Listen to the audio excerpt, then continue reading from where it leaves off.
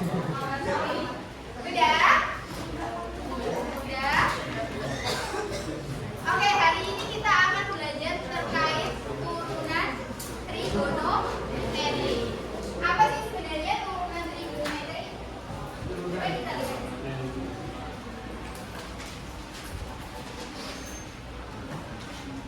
Ini agak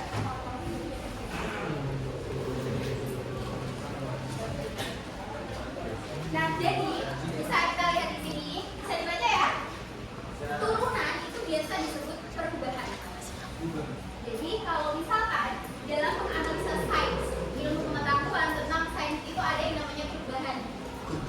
Perubahan. Kalau misalkan nggak ada perubahan, nggak ada yang kita amati di dunia ini. Semacam kayak kita juga, kita berubah nggak dari 5 tahun yang lalu? Berubah apa yang berubah? Apa? Fisik, apa lagi? Psikologi, apa lagi? Pengetahuan kita berubah nggak? Ya, kognitif kita juga berubah seiring dengan perkembangan jalannya waktu. Itu namanya perubahan. Jadi turunan itu artinya adalah perubahan. Bahasa singkatnya sih seperti itu. Coba kita lihat di sini. Ada filosof Yunani itu mendasari bahwa realita perubahan, hal yang paling penting itu adalah realita perubahan. Jadi di dunia ini itu terus berubah. Kemudian di sains atau fisika, di Albert Einstein, tahu ya Albert Einstein? Oh ya, Bu. Nah, itu tentang perubahan sekaligus pola konstan. Jadi kita mengamati pola-pola yang konstan seperti itu. Nah, terus gimana cara kita untuk mengukur perubahan tersebut? Itu dengan namanya tools matematika. Alat matematika. Apa itu? Newton berpendapat bahwa ada yang namanya kalkulus. Ya, kalkulus itu isinya ada turunan, ada integral, ada limit, integral 2 lipat, itu ada. Tapi di sini kita akan mempelajari hal-hal yang sederhana aja. Oke, lanjut ya. Di sini kalau kita bahas terkait turunan, udah pernah belum di kelas 11? Ya, turunan apa di kelas 11? Aljabar. Dan kalau sekarang turunan trigonometri. Nah, sebelum kita masuk ke konsep turunan trigonometri, ada 3 hal penting yang harus kalian ingat. Yang pertama itu tentang identitas trigonometri. Yang kedua tentang apa? Limit trigonometri. Yang kemarin banget. Yang ketiga, turunan aljabar. Ada yang masih ingat nggak identitas trigonometri kemarin? Ada salah satu aja. Rumusnya apa sih? Apa? Mas? Sin kuadrat X ditambah cos kuadrat X sama dengan berapa? 1. Ada lagi?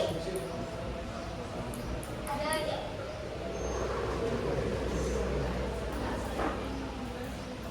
Oke, betul. Itu sudut rangkap. Nah, sekarang kita akan membahas yang terkait penjumlahannya. Coba dibuka lagi yuk. Yang paling depan. Ketika kita punya sin A ditambah sin B, hasilnya apa? 2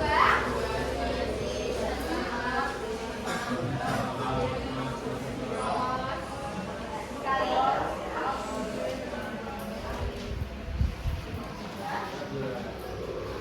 kalau ketika di sini minus jadinya apa? Cos sini sama ya. Terus kalau misalkan cos sama cos 2 cos.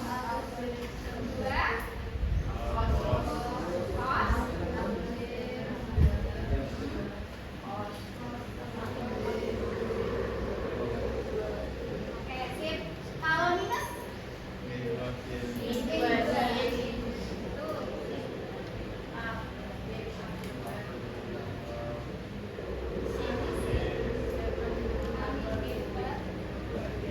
nah, ini harus kalian pahami dan hafalkan, karena ini akan menjadi dasar kita untuk keturunan trigonometri. Yang kedua sekarang, rumus limit trigonometri. Gimana kemarin? Yang mendekati 0.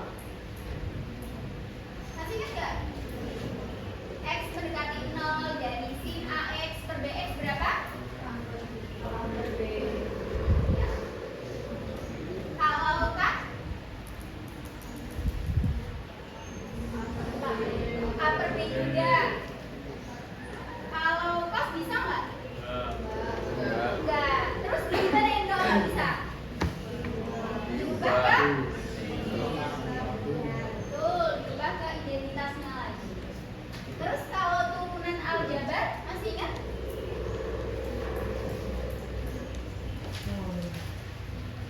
Masih ingat? Turunannya 1 gimana? Udah nggak ingat? 0, betul. Kalau turunannya X? 1. Nah, ini juga harus diingat sifat-sifat dari turunan aljabar. Oke, lanjut.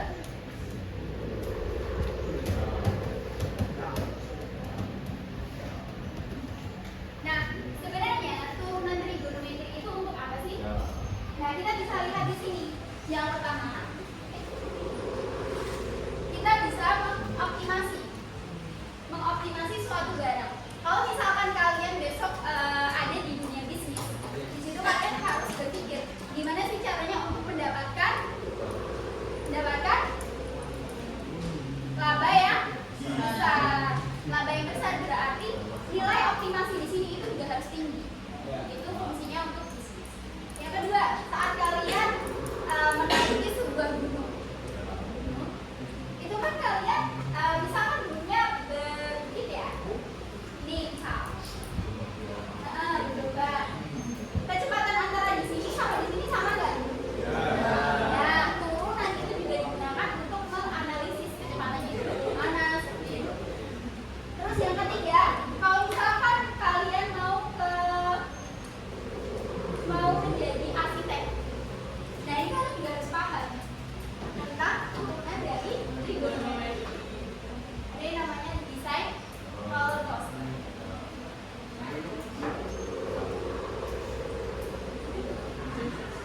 Oke, di tujuan kita kali ini adalah yang pertama untuk menemukan gimana sih konsep dari fungsi trigonometri. Yang kedua, untuk menentukan nilai turunan trigonometri. Yang ketiga, menentukan turunan trigonometri dengan sifat dasar. Sifat dasar itu ya seperti itu tadi. Yang lain kan masih ada ya. Nah, itu nanti kita akan mempelajari. Oke. Nah, sekarang coba perhatikan video ini.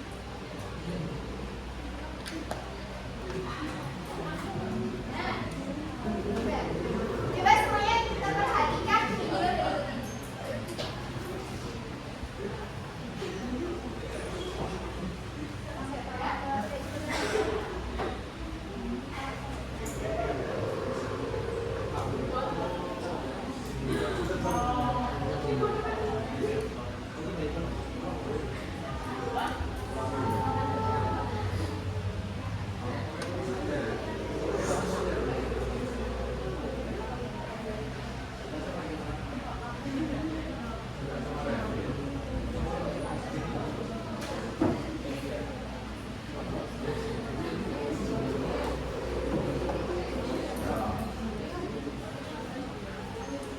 Oke, itu videonya tentang apa ini? Roller coaster. Gimana sih kalau kita menaiki roller coaster? Apa perasaan kalian saat berjalan? Suka, takut, terus apa lagi? Apa? G-force. Oke, ada G-force. Sip. Ada lagi apa? Seru. Oke, nah sekarang itu kan perasaan kalian. Sekarang kalian kan udah kelas 12 nih. Nah, jadi harus bisa memperkirakan kira-kira untuk membuat desain roller coaster ini gimana ya. Jadi kalian bukan anak-anak lagi untuk menumpang di sini gitu. Tapi kalian harus memikir langkah ke depan. Gimana cara untuk membangunnya. Oke?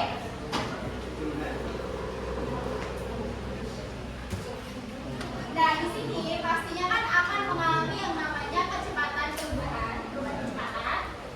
Terus sama ketinggian juga kan? Nah, sekarang coba gimana caranya arsitek bisa mendesain sebuah lintasan tadi agar roller coasternya itu bergerak dengan menegakkan tapi tetap aman untuk penumpang.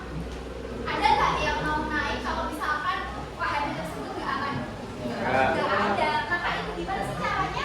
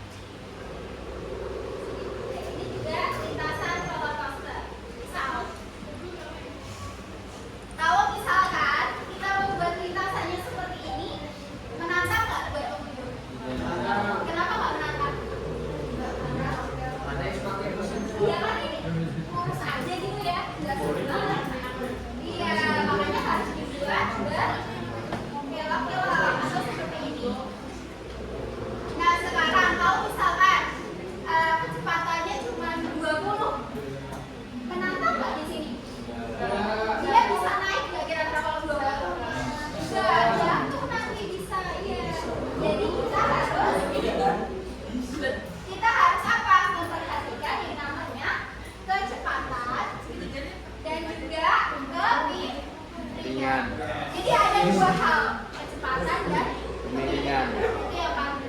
Kalau terlalu curam gimana? Iya kan. Nah kayak gini, dia nggak selamat dong orangnya, dia kan? Dia tuh langsung dia. Oke, nah sekarang kecepatan dan kemiringan itu bisa kita cari dengan menggunakan turunan trigonometri. Untuk bagaimana caranya, kita akan diskusikan bersama kelompoknya. Kelihatan nggak?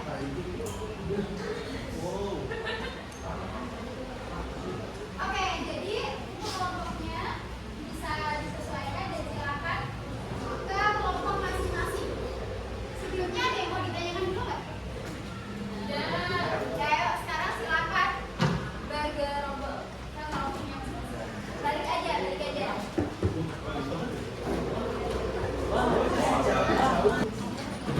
Kelompok Saleh mana?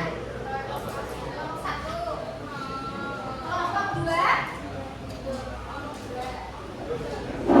Kelompok dikerjakan secara berkelompok, waktunya 15 menit. Nah, kalian bisa menggunakan sumber belajar ini ya.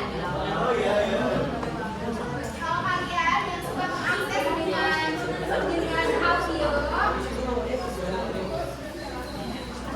dengan audio bisa di-schedule.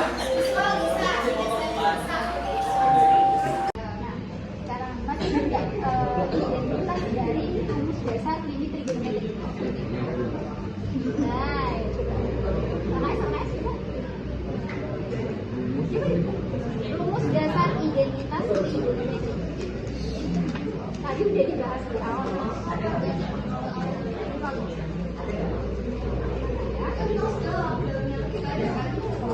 Nah, ini coba lihat di sini. Ketika limit x mendekati 0 dari sin ax per dx sama dengan a per b. Jadi ketika di sini mau diganti a mendekati 0 dari sin a, itu juga boleh. Jadi kayak begitu dulu. Misal di sini limit y mendekati 0 dari sin a y per dy. Jadi nggak harus y itu disebut x. Kalau nggak ada isi, nggak ada variabel, bisa dihitung. Ya kan? Nah sekarang kalau misalkan gimana? Ini ya. Ini makanya limit dari 0 dari 6 setengah hari. Kan kayaknya bisa kita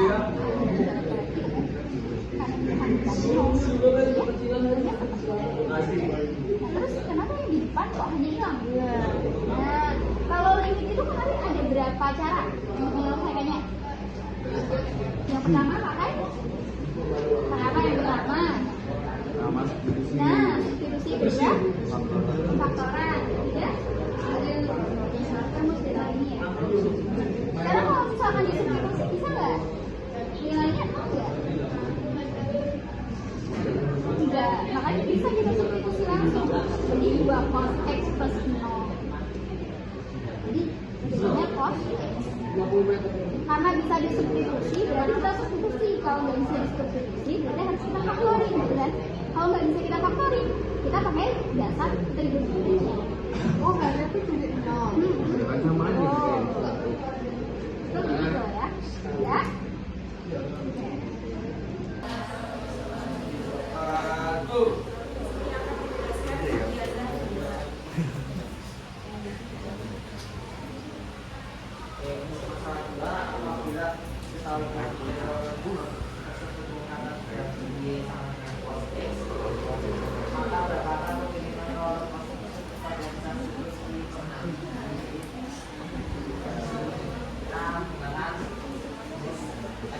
Yang belakang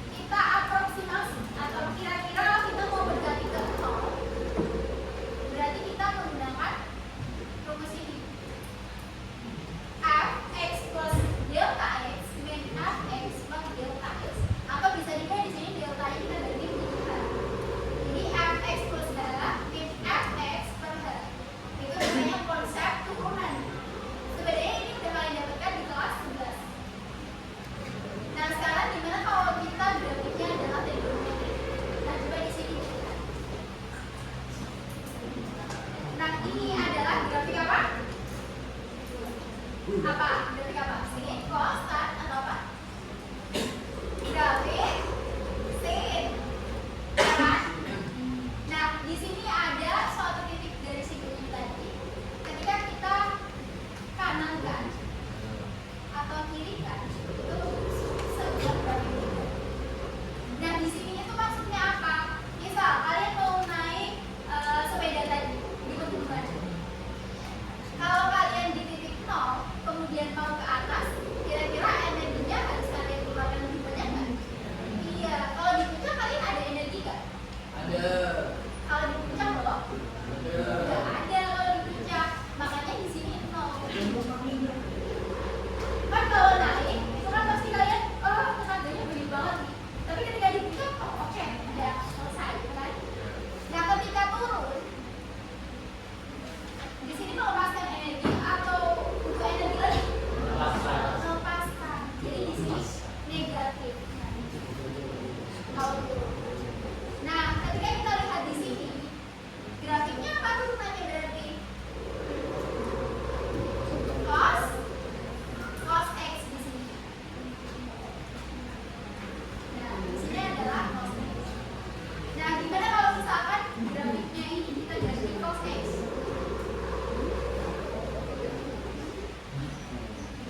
Nah, kalau cos X, coba kita eksplorasi lagi nih. Nah, di sini. Kalau di titik 0, nah berarti di puncak, berarti dia nggak ada energi. Ketika ke sini, ada energi lagi. Set. Nah, grafiknya adalah minus C. Begitu juga kalian sebagai eksplorasi di sini ada tan, ada sekan.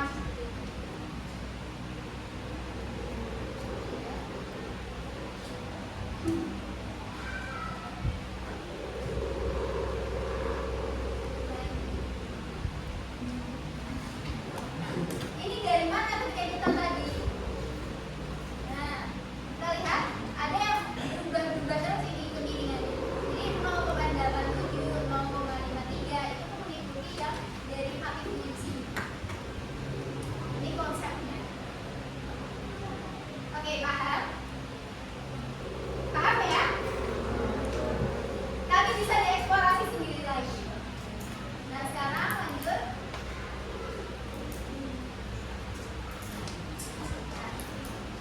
Ini kesimpulan, ini pembahasan dari LKPD tadi. Jadi konsep turunan di sini adalah, lihat aja.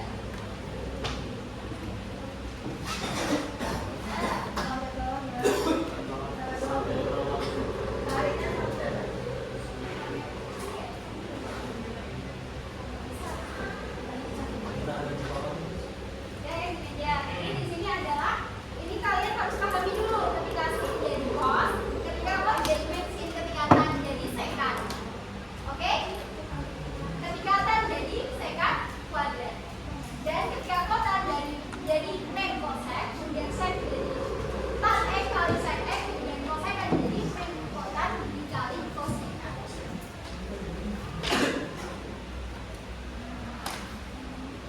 Nah, jadi untuk mencari nilai turunan, itu pertama kita harus menurunkan fungsi, yang kedua kita harus mensubstitusikan nilainya.